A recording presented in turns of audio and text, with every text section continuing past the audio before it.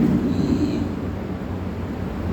فأتبعهم فرعون بجنوده فغشيهم من اليم ما غشيهم وأضل فرعون قومه وما هدى يا بني إسرائيل قد أنجيناكم من عدوكم وواعدناكم جانب الطور الأيمن ونزلنا عليكم المن والسلوى كلوا من طيبات ما رزقناكم ولا تطغوا فيه ويحل عليكم غضبي ومن يحلل عليه غضبي فقد هوى وإني لغفار لمن تاب وآمن وعمل صالحا ثم اهتدى وما أعجلك عن قومك يا موسى قال هم أولئك على أثري وأجلت إليك ربي لتغفر الله قال فإنا قد فتنا قومك من بعدك وأضلهم السامرين صدق الله العظيم. یہ میں نے سورہ طٰہٰ کے 78 تا 85 تقریباً 8 آیتوں کی ہم نے تلاوت کی ہے. ان میں سے 2 آیتیں پچھلے ہفتے بھی مطالعے میں آئی تھیں، تسلسل کے لیے انہوں نے تلاوت کی بھی کی. جن آیت کریمہ کی تلاوت کی گئی ہے ان کا ترجمہ اس طریقے سے ہے: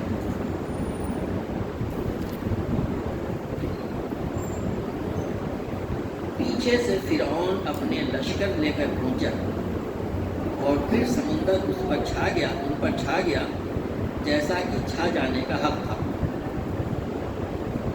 فرعون نے اپنی قوم کو گمراہ ہی کیا تھا، کوئی صحیح رہنمائی نہیں کی تھی. اے بنی اسرائیل، ہم نے تم کو تمہارے دشمن سے نجات دی اور دور کے دائیں جانب تمہاری حاضری کے لیے وقت مقرر کیا اور تم پر من و سلوہ اتارا. کھاؤ ہمارا دیا ہوا پاک رزق اور اسے کھا کر سرکشی نہ کرو، ورنہ تم پر میرا غضب ٹوٹ پڑے گا. اور جس پر میرا غضب ٹوٹا وہ پھر گر کر ہی رہا. البتہ جو توبہ کر لے اور ایمان لائے اور نیک عمل کرے پھر سیدھا چلتا رہے، اس کے لیے میں بہت درگزر کرنے والا ہوں. اور کیا چیز تمہیں اپنی قوم سے پہلے لے آئی موسیٰ علیہ السلام؟ اس نے عرض کیا وہ بس میرے پیچھے آ ہی رہی ہے، میں جلدی کر کے تیرے حضور آ گیا ہوں اے میرے رب تاکہ تم مجھ سے خوش ہو جائے. فرمایا اچھا تو سنو، ہم نے تمہارے پیچھے تمہاری قوم کو آزمائش میں ڈال دیا اور سامری نے انہیں گمراہ کر ڈالا.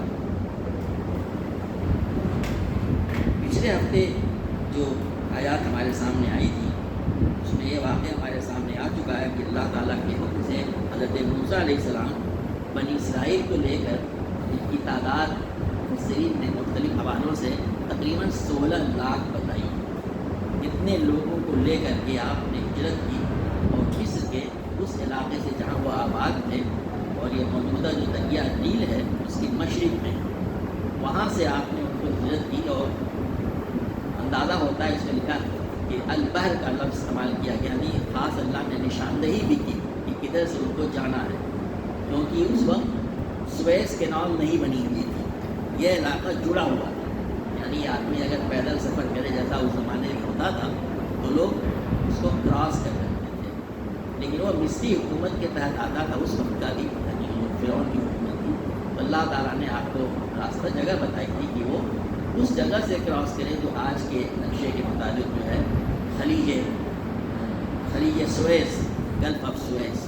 اگر آپ نے نقشہ سینائی کا دیکھا ہو تو ایک ٹرائنگل سا بنتا ہے مثلث، اس میں بائیں طرف والا خلیج سمندر جو ہے وہ گلف آف سویس ہے، خلیج سویس ہے، اور دائیں طرف والا خلیج اقبا ہے، گلف آف اقبا. تو بائیں طرف والا جو مصر سے لگا ہوا ادھر سے آنا تھا. اور پھر آپ کے سامنے یہ بات گزر چکی ہے کہ حضرت موسیٰ علیہ السلام وہاں جب گئے اللہ تعالیٰ نے ان کو حکم دیا کہ آپ جو ہے اپنے عصا کو پانی میں دیں، اس میں پھینکے یا مارے جیسا کیا، اور اس میں سے وہ سمندر میں پانی کتنا گہرا ہوتا سب جان سکتے ہیں.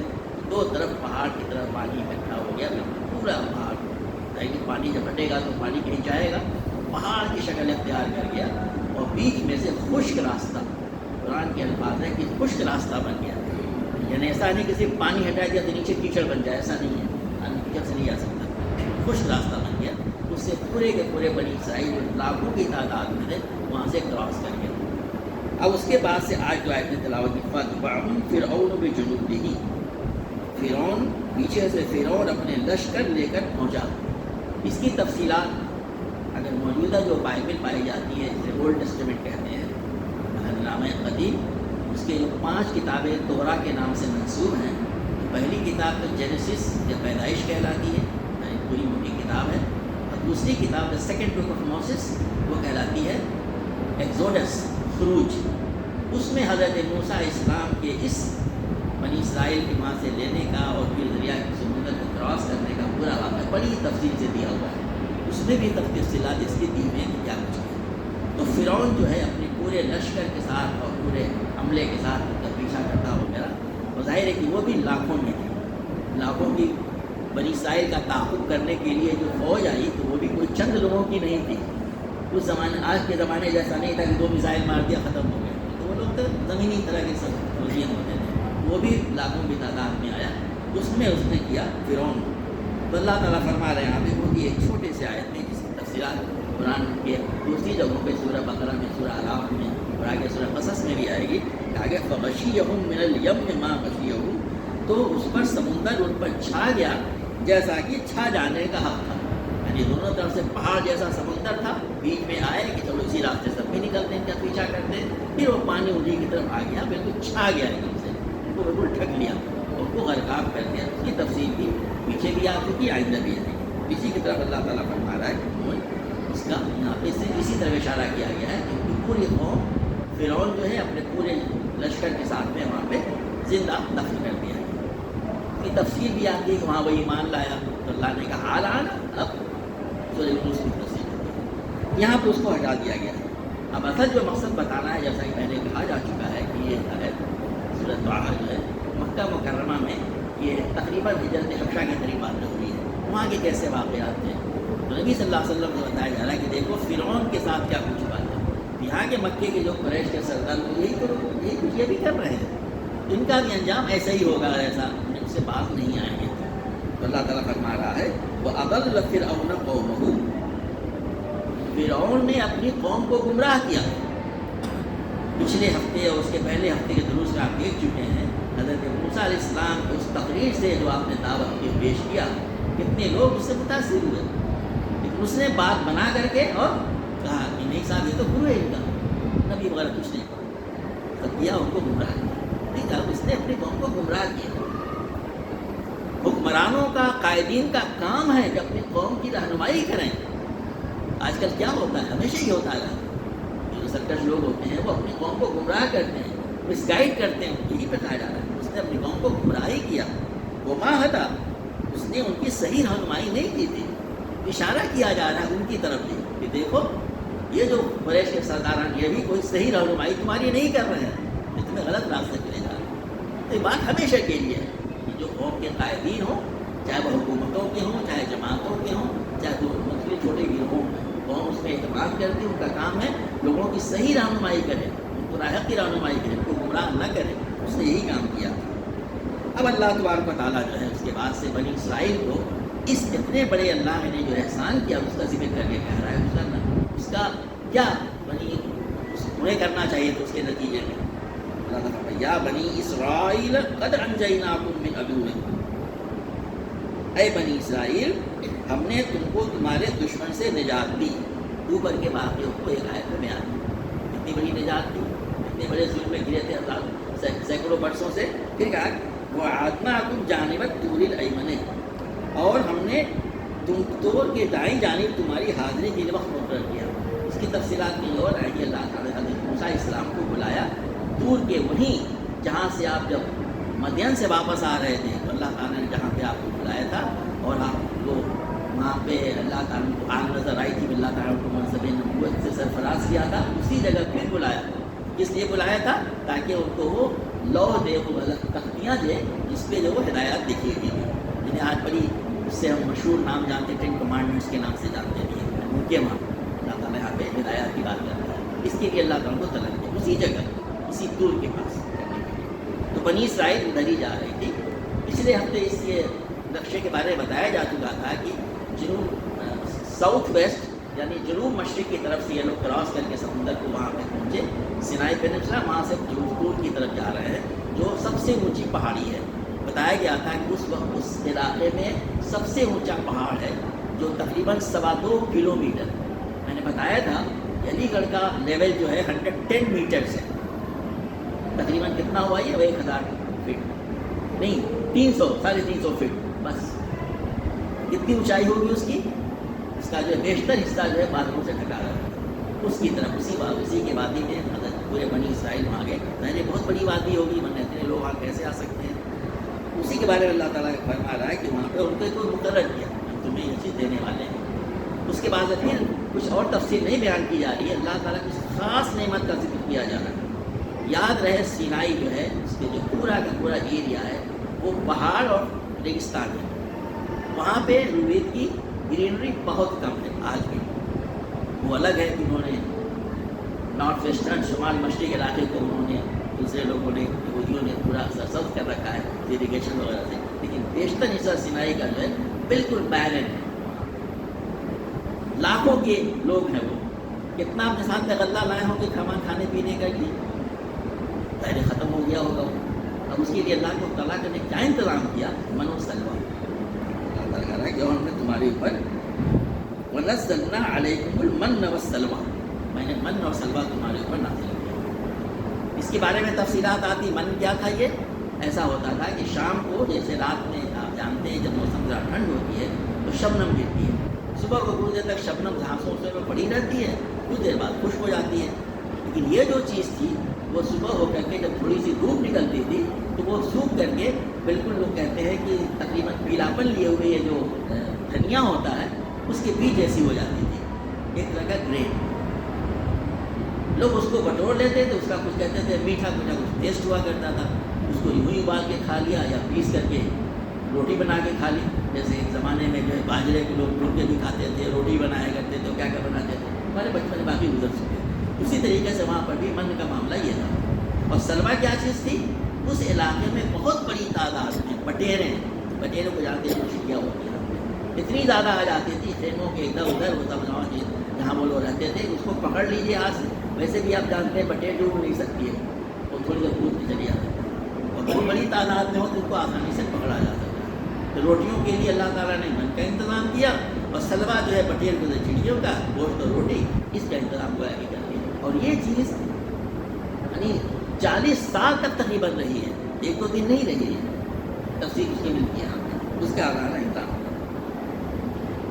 اسی قرآن کے دوسرے مقامات پہ آتا ہے اللہ تعالیٰ ان کے اوپر میں بادلوں کا سایہ کیا، ان کے پاس جو تھے وہ ٹینٹ اور جھوپڑی مکان نہیں تھے، ہجرت کر کے آئے ہوئے تھے، کچھ نہیں تھا ان کے پاس، اللہ تعالیٰ نے ایسے علاقے میں جہاں بادل ہی بہت کم پائے جاتے ہیں، بادل بہت زیادہ چھائے رہتے تھے، جس سے ان کے اوپر جو ہے دھوپ کی روشنی، دھوپ کی تماثر سے ہی بچے رہے۔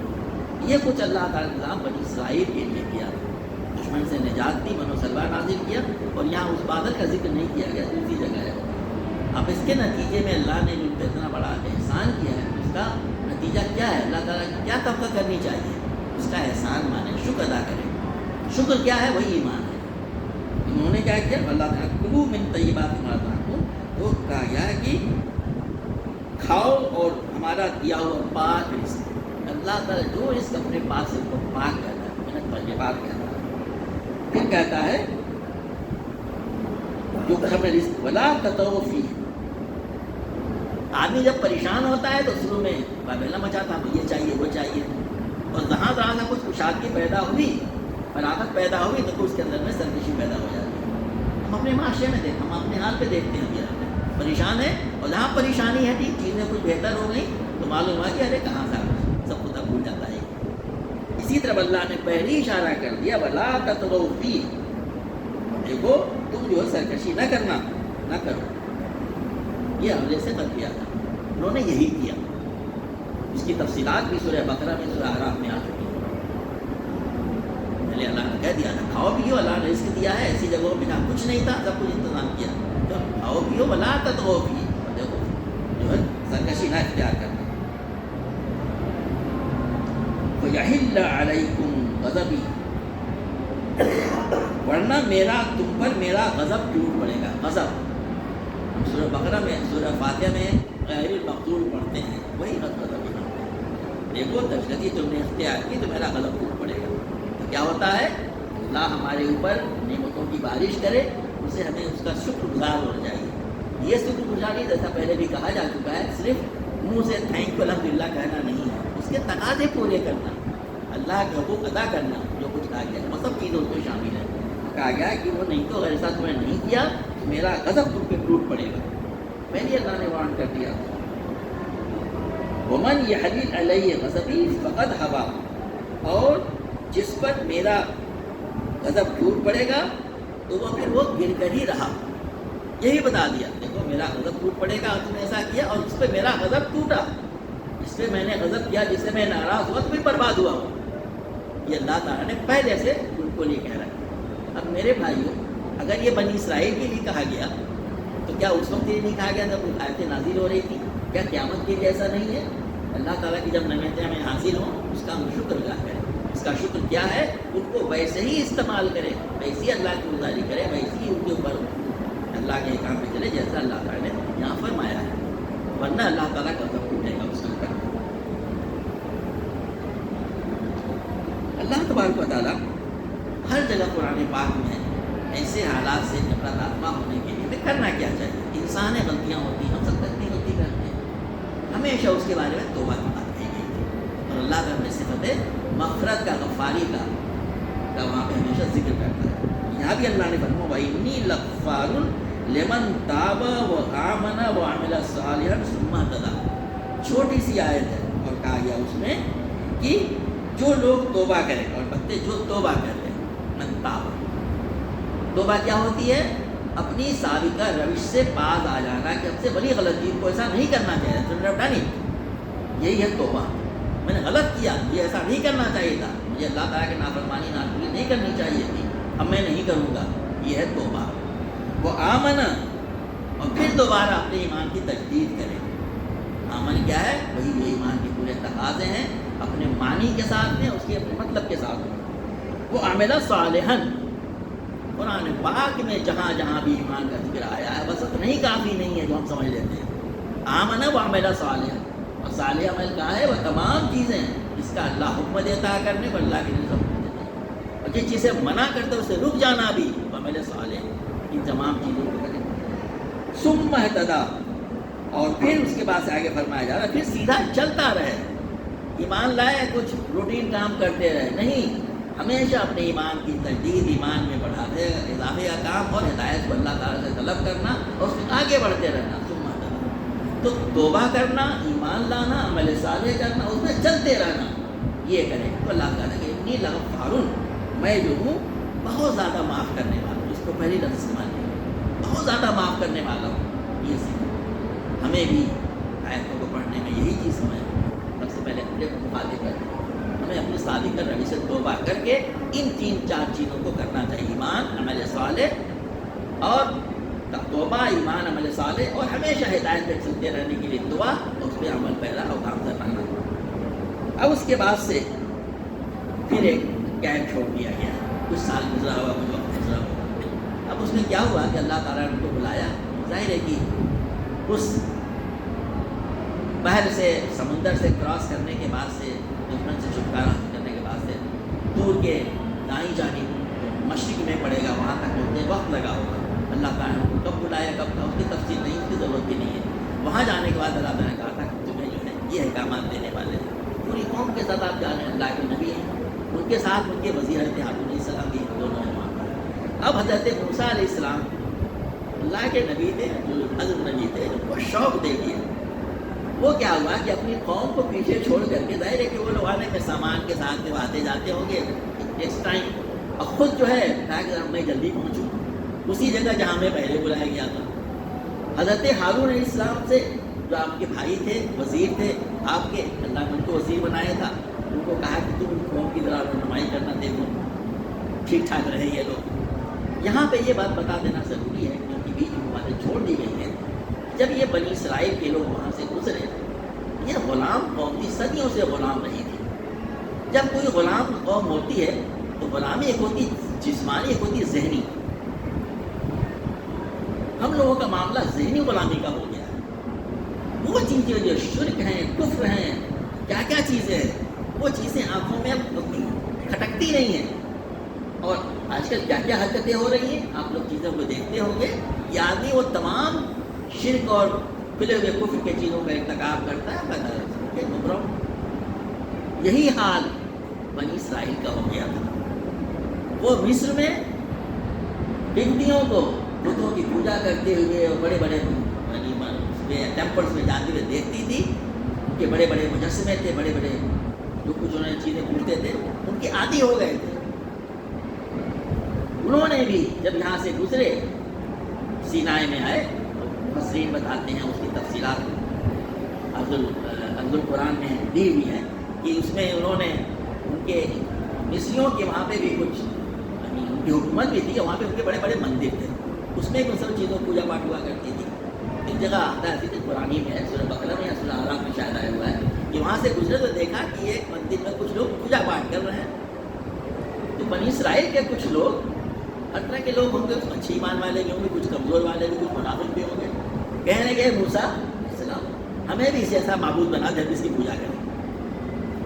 دیکھا آپ نے اللہ کا جب قدر نبی موجود ہے اور ان سے ان کی قوم کہہ رہی ہے کہ ہمیں بھی ایک ایسی بت بنا دیجیے, ہم بھی اس کی پوجا کریں.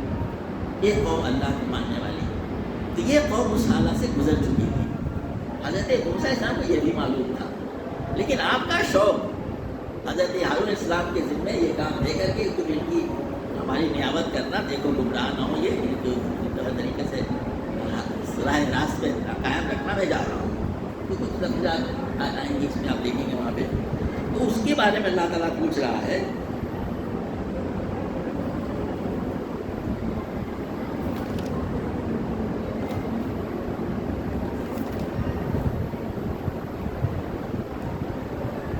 وہاں آج الکان قوم میں گیا موسیٰ, تو یہ حضرت موسیٰ السلام وہاں چھوڑ کے اس چیز کو اللہ کو معلوم ہے, یہ سب چیز کو اللہ کو معلوم ہے. کہیں کہ تمہیں اپنی قوم سے کیا چیز پہلے لے آئی موسیٰ, پہلے کیوں آ گیا چھوڑ چھاڑ کے. دیکھیے اللہ تعالیٰ ہمیشہ ٹیسٹ لیتا طرح طرح کے, اسے ٹیسٹ پہ پتہ چلتا ہے کہ کون مومن ہے, کون کچا مومن ہے, ایمان والا ہے, کون منافق ہے. ٹیسٹ ہو گیا وہاں پہ, اللہ تعالیٰ ایک بڑے زبردست ٹیسٹ میں ڈالا ہوا. اسی کا بھی یہاں پہ ذکر کیا جا ہے. اس نے موسیٰ نے عرض کیا قال هم اولائی علی اثری, وہ کہہ رہے ہیں کہ وہ میرے پیچھے آ ہی رہی ہے, یعنی وہ قوم جو ہے جس کو میں لے کے چلا تو وہ میرے پیچھے آ رہی ہے. اللہ کو تو معلوم ہے کہ اللہ نے پوچھا تو جواب دے رہے ہیں.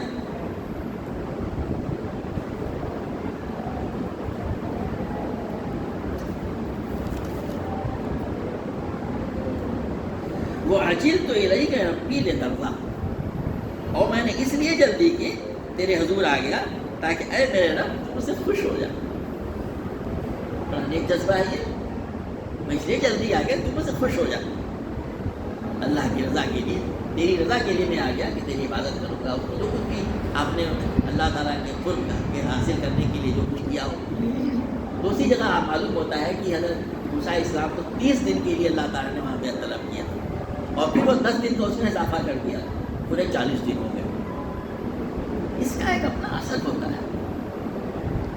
رمضان کا مہینہ ابھی حال ہی میں گزرا, پچھلے ماہ, ایک ماہ پہلے 10 دن کا اعتکاف کرتے ہیں اس کے اندر میں, اور اسی کا پارٹ ہے اللہ کا اور قریب ہو جانے کا. آدمی رمضان میں قریب تو ہوتا ہی ہے, اور اعتکاف میں اور بھی زیادہ قریب. حضرت موسیٰ صاحب کہہ رہے ہیں کہ میں اسی لیے آ گیا جلدی سے کہ تیری راہ حاصل کروں. قال هم اولائی علی نہیں قال فإنا قد فتنا قومك من بعدك وأضلهم سامرين. اللہ تعالیٰ فرما رہا ہے اچھا تو سنو, ہم نے تمہارے پیچھے تمہاری قوم کو آزمائش میں ڈال دیا اور سامری نے انہیں گمراہ کر ڈالا. اب اللہ تعالیٰ جو کچھ واقعہ آپ کے عدم موجودگی میں پیش آیا وہ یہ آیا تھا, جو تفصیل پہلے آ چکی ہے.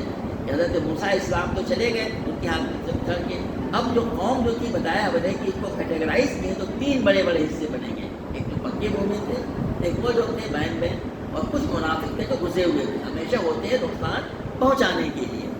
اسی میں سے ایک سامری ہے, اس کے بارے میں لوگوں نے بڑی بڑی تحقیقات کرنے کی کوشش کی, کتابیں لکھی ہیں. مفسرین کہتے ہیں جو بات لگتی ہے کہ وہ ایک شخص جو تھا وہ کون تھا, بنی اسرائیل میں سے تھا یا قبطی تھا, نہیں معلوم, لیکن تھا بہرحال وہ منافق تھا, اس کے کام سے اندازہ ہوتا ہے. اور اس نے کیا کیا تھا, اس کے اندر وہ کچھ کشف و کرامات کا بھی ڈھونگنا چاہتا تھا. وہ آج کل کے کچھ لوگ اسی قسم کی چیزیں کرتے ہیں کہ فلاں چیز کر دیا تو فلاں چیز ہوگی. اسی قسم کا شخص وہ تھا.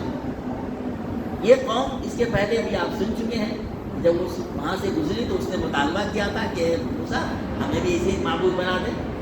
تو مزاج تو قوم میں ایک چھوٹے سے, بھلے ہی چھوٹا سا عنصر ہو, ایک چھوٹا پارٹ ہو, اس کے اندر تھا یہ تو چاہ رہے تھے کچھ ہونا چاہیے ذرا سا جو نظر آنے کا تھا, یعنی فزیکل جو معبود ہے وہ, اس کے بھی لوگ موجود تھے وہاں پہ.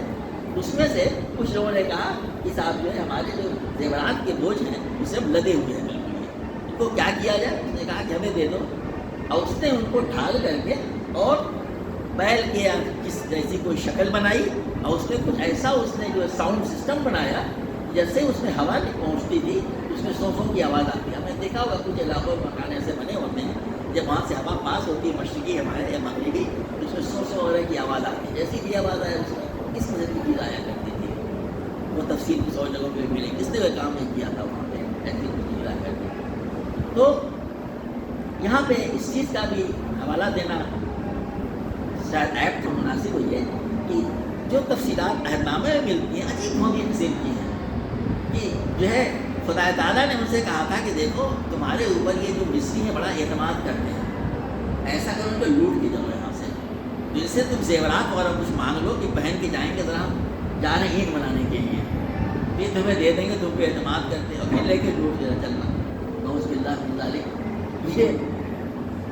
یہ کام اللہ تعالیٰ بتائے گا, نعوذ باللہ, یا کوئی انسان بتائے گا کہ جو تم اپنے پڑوسیوں کا سامان لوٹ لو, زیورات لوٹ لو, لے کے چلو اس کو. تو اسی وجہ سے کافی بوجھل تھے وہ, انہیں کو ڈھال کر کے اس نے وہ بنا دیا تھا یہ سامری, اور اس سے آواز نکلتی تھی کہ یہ تمہارا معبود. اس کے لوگ پوجا کرنے لگے تھے. حصہ اس کی تفصیلات بھی آپ کے سامنے آگے آئے گی. اسی کے بارے میں کہا جا رہا ہے وہاں پہ کہ اس نے سامری میں جو ہے ہماری بہن موجودگی بہن موسیٰ جو اس کو گمراہ کر ڈالا. فتنہ کا لفظ استعمال ہوا ہے, قد فتنہ قوم کا, فتنہ کا مطلب ٹیسٹ. حضرت ہارون علیہ السلام نے جو قرآن کے مقامات اس کی تفصیل آگے بھی آئے گی, بہت منع کیا. اسی میں کئی گروہ ہو گئے, بعد میں بڑھنے کے لیے تیار ہو رہے ہوں گے, آگے کیا تو بھی ذکر آئے گا. آپ نے اس ڈر سے کہ کہیں فتنہ فساد نہ پیدا ہو جائے اور ہنگامہ نہ ہو جائے, لڑائی جھگڑے نہ ہونے لگے, اور حضرت موسیٰ اسلام جائیں کیا ہوا صاحب یہ قوم کئی حصوں میں بڑھ گئی, تو آپ نے اتنے سارے شدید ایکشن ان پہ نہیں لیے جیسا کہ شاید کیا جانا چاہیے. شاید میں شاید کے لفظ استعمال کر رہا ہوں, اسی لیے انہوں نے جو ہے اس قوم کو فتنے میں پڑ گئی تھی, اسی طرف کا اشارہ کیا گیا ہے.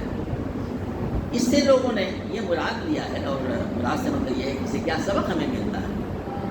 سب سے پہلا سبق حضرت موسیٰ اسلام یعنی ہجرت میں وہاں پہ گئے, بہت زیادہ صبر کی ضرورت ہوتی ہے دین کے کام میں. اجرت سے کام نہیں ہوتا ہے, اور یہ کام انبیاء کرام سے ہو سکتا ہے. تو وہ کہ آپ کی نیت کیا تھی, اللہ تعالیٰ کی رضا حاصل کرنا, لیکن اس میں جلدی میں کہے وہ پہ اللہ تعالیٰ, اور اس کے بعد سے قوم ان کے پیچھے فتنے میں کہتے کیا نہیں کتنے میں ڈر پانی. اس فتنے میں کیا ہوتا ہے جب آزمائشیں پڑتی, اس آزمائشوں کے ذریعے سے معلوم ہوتا ہے. تو بتانا مقصود یہ ہے کہ اکثر ہم لوگ اس طرح کی باتیں کیا کرتے ہیں کہ فلاں آزمائش ہے فلاں آزمائش ہے. یہ آزمائشیں اللہ تعالیٰ دیتا ہے اس میں کرنے کے لیے تاکہ پھر ممیز قوم ہو جائے.